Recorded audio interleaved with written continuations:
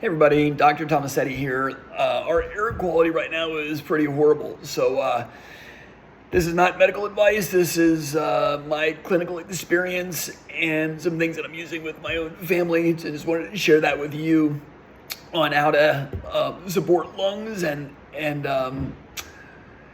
keep that going strong for you. So here's what we do. The lung meridian starts in the shoulder, the point right here, the little bone in the front of the shoulder.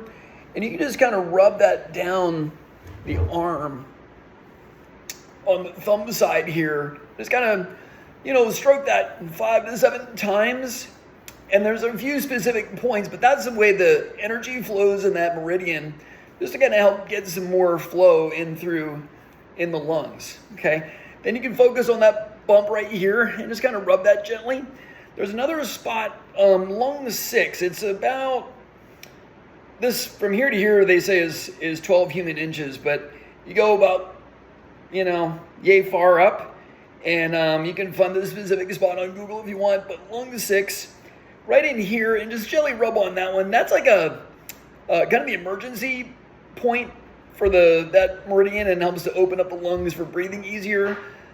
This one is kind of like the check engine light, if you will, and those are good ones to use.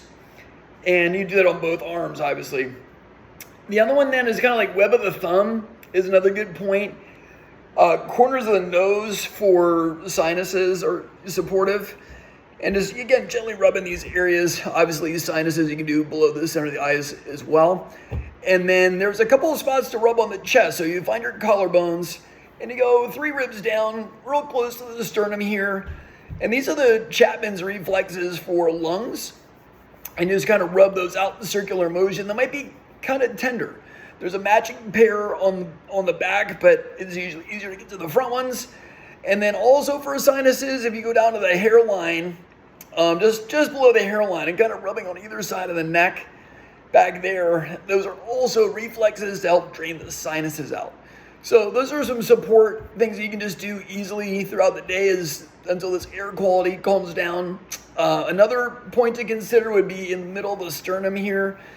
And that also might be a little tender. This lower half of the sternum is to support diaphragm. And there's another point in the middle that just kind of opens up the chest. And so those are helpful, I've found. And other things that are useful are some homeopathics for drainage. I like the NET sprays. They work really well.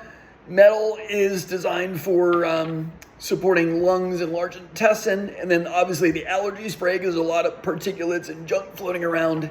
And then the other one I like is Day and Night Vitals, which helps with really all the 5 major systems in the body to kind of drain some junk out. So those are, again, some things that I've found useful and supportive. Again, not medical advice, but my clinical experience on how to help get through this. Obviously, get into some clean air, get an air filter going, and reduce as many of those things as you can. If you have to be outside, I'd consider using a mask, like a good N95, to get those actual particulates so you're not breathing all that junk in.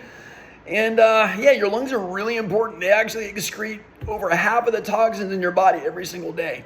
So take care of them, and talk to you soon.